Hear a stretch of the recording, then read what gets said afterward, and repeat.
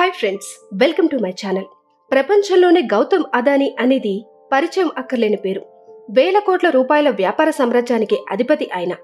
ఈయన ఈ స్థాయికి రావడానికి చాలా కష్టపడ్డాడు. ఇప్పటికీ ప్రపంచంలో ప్రముఖ కుబేరుల్లో ఒకరైన గౌతమ్ అదానీ చదువు మధ్యలోనే ఆపేశారు. కానీ ఇప్పుడు తన ట్రస్ట్ ద్వారా లక్షలాది మందికి చదువు చెప్పిస్తున్నాడు. గౌతమ్ అదానీ ధీరుభాయ్ అంబానీలా ఒక పారిశ్రామికవేత్తగా స్వయంగా పైకెదిగిన వ్యక్తి. మిగతా బిజినెస్ మ్యాన్ల కంటే ఎక్కువగా సంపాదిస్తున్నాడు. మన చిన్నప్పటి నుంచి తాత ముత్తాతలు ఎప్పుడూ చెప్పేది ఒక్కటే, ధర్మంగా సంపాదించు. ఈ మాట గౌతమ్ అదానీ తన రియల్ లైఫ్ లో ఇంప్లిమెంట్ చేసి చూపించాడు. ఎందుకంటే అతను తనకొచ్చిన ప్రతి అవకాశాన్ని వినియోగించుకున్నాడు. ప్రతి అవకాశంలో తన సాటిస్ఫాక్షన్ వెతుక్కున్నాడు. అందుకే ఈ రోజు ఈ స్థాయిలో నిలబడ్డాడు. అయితే ఇంత పాజిటివ్ లో కూడా ఒక నెగిటివ్ ఉంది. వేలాది మందికి జీవనాధారమైన భారీ సిమెంట్ ప్లాంట్ ను అదానీ గ్రూప్ ఎందుకు మూసేసింది? అది తెలుసుకోవాలంటే ఈ వీడియో చివరి వరకు చూడండి.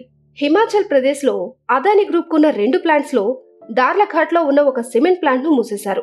మరొక ప్లాంట్ ఈ ప్లాంట్ కి 48 కిలోమీటర్స్ దూరంలో ఉంది.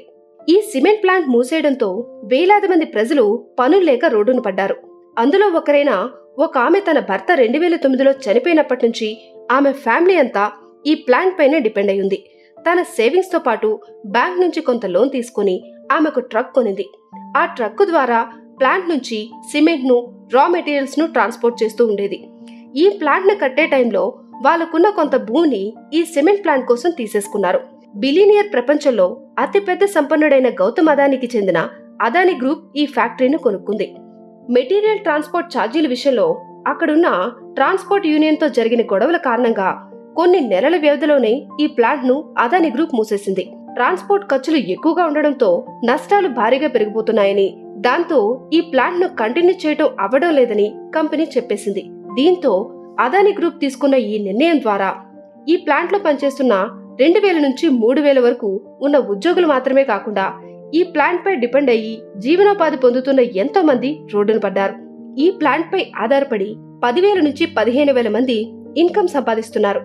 వీరిలో truck operators, drivers, cleaners, road పక్కన షాపులు పెట్టుకునే వాళ్ళు, వెహికల్ రిపేర్ గ్యారేజ్ల్లో పనిచేసే వాళ్ళు, ఇలా ఎంతో మంది తమ లైఫ్ ని కంటిన్యూ చేస్తున్నారు.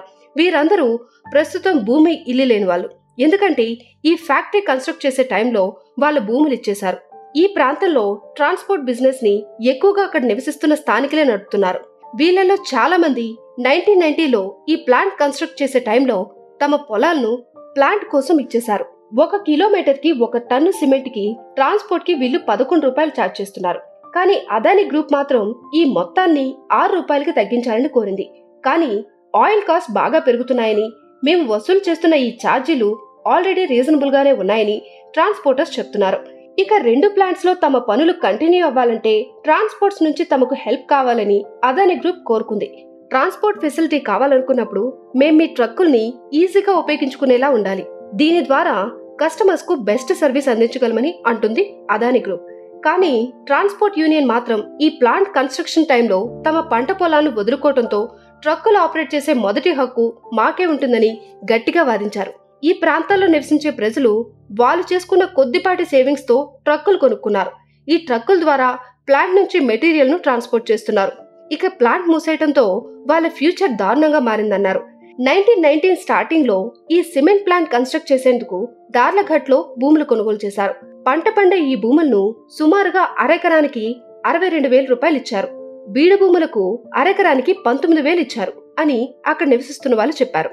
ఆ టైంలో ఈ ఫ్యాక్టరీలు ఇక్కడ కన్స్ట్రక్ట్ చేయడం వల్ల తన పిల్లలకు ఉద్యోగాలు వస్తాయని వాళ్ళు అనుకున్నారు. దీంతో ఉద్యోగాల కోసం వాళ్ళు వేరే ఏరియాకి వెళ్లాల్సిన అవసరం లేదని చాలా హ్యాపీగా ఫీల్ అయ్యారు. అందుకే వాళ్ళ భూముల్ని అలా ఇచ్చేశారు. అయితే 1992 నుంచి 5 గ్రామాలకు చెందిన 1400 ఎకరాలకు పైగా భూమిని కొన్నప్పటికీ కేవలం 72 కుటుంబాలకు చెందిన వారికి మాత్రమే ఈ ప్లాంట్స్ లో ఉద్యోగాలు వచ్చాయి.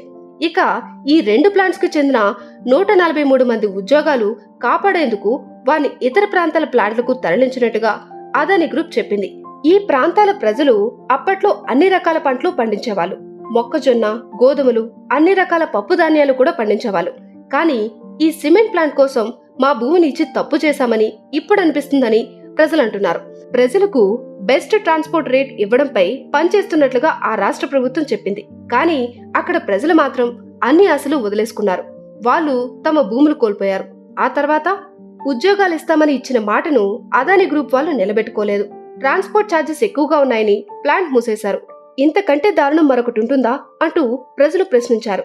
ఈ విధంగా అదానీ సిమెంట్ ప్లాంట్ మూతపట్టడంతో వేలాది మంది ప్రజలు రోడ్డున పడ్డారు.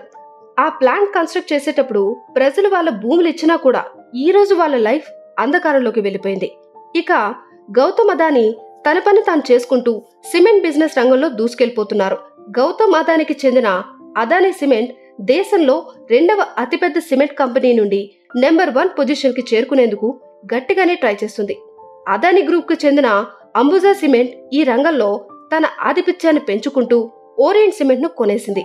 దీంతో దేశంలోనే నెంబర్ 1 సిమెంట్ కంపెనీ అయిన అల్ట్రాటెక్ తో జరిగిన పోటీలో విజయం సాధించి 8,100 కోట్లకు భారీ డీల్ చేసుకుంది. అయితే అదానీ గ్రూప్ కు చెందిన అంబుజా సిమెంట్, ఆదిత్య బిర్లా గ్రూప్ కి చెందిన అల్ట్రాటెక్ సిమెంట్, జేఎస్డబ్ల్యూ గ్రూప్ కు చెందిన జేఎస్డబ్ల్యూ సిమెంట్ ఇవన్నీ ఓరియంట్ సిమెంట్ లిమిటెడ్ లో షేర్లు కొనేందుకు ప్రయత్నించాయి. అయితే ఇప్పుడు ఈ డీల్ ఎట్టకేలకు అంబుజా సిమెంట్ తో కుదిరింది. ఓరియంట్ సిమెంట్ కొనడం ద్వారా Ambuja cement south and western భారతదేశంలో సంవత్సరానికి 8.5 మిలియన్ టన్స్ ప్రొడక్షన్ కెపాసిటీని పెంచుకోవడానికి సహాయపడుతుందని స్టాక్ ఎక్స్చేంజ్ లో ఒక రెగ్యులేటరీ ఫైలింగ్ లో అంబుజా సిమెంట్ మెన్షన్ చేసింది. అలాగే Adani cement market share value 2% పెరిగింది. అంబుజా సిమెంట్ ఇప్పుడు ఓరియంట్ సిమెంట్ లిమిటెడ్ లో 46.8% షేర్ ను 8,100 crore రూపీస్ కు కొనేసింది. దీంతో 2024-25 నాటికి మొత్తం ప్రొడక్షన్ కెపాసిటీ సంవత్సరానికి 100 మిలియన్ టన్స్ కు చేరుకుంది. దీంతో భారత సిమెంట్ మార్కెట్ లో అంబుజా సిమెంట్ మొత్తం షేర్ 2% పెరగనుంది. అంబుజా సిమెంట్ గౌతమ్ అదానీ సిమెంట్ వ్యాపారంలో ఒక భాగం. అంబుజాతో పాటు ఏసీసీ లిమిటెడ్ కూడా అదానీ సిమెంట్ లో ఇంక్లూడ్ అయి ఉంది. ఇది మాత్రమే కాదు, రాబోయే 3 to 4 months లో ఓరియంటెడ్ సిమెంట్ లో అదనంగా 26% షేర్ ను కొనేందుకు అంబుజా సిమెంట్ ఓపెన్ ఆఫర్ ను తీసుకురాబోతుంది. ఈ ఓపెన్ ఆఫర్ లో ఓరియంట్ సిమెంట్ షేర్ హోల్డర్స్ కి ఒక్కొక్క షేర్ ధర 395.4 రూపీస్ ఇవ్వబడుతుంది. అయితే అదానీ సిమెంట్ ఇంటర్నల్ రిసోర్స్ నుండి ఈ డీల్ కోసం డబ్బు ఏర్పాటు చేస్తుంది.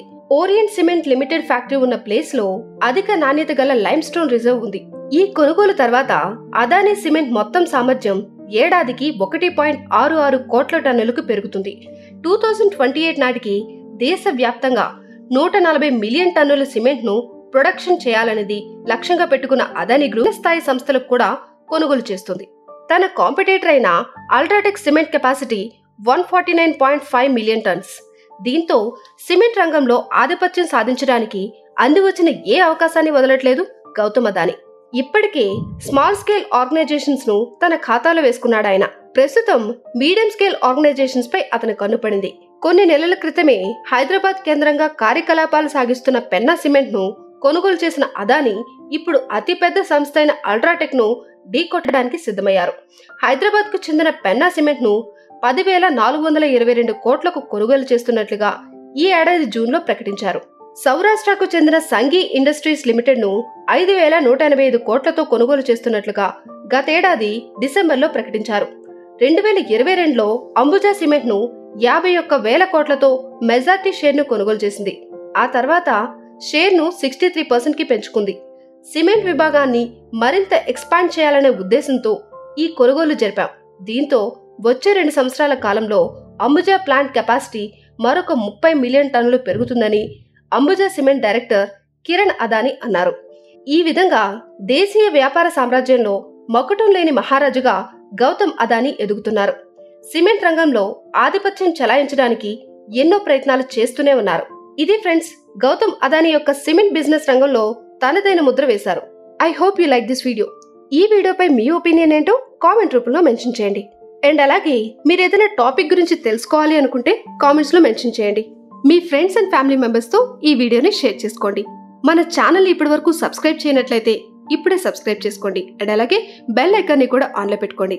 Thanks for watching. Catch you in the next video.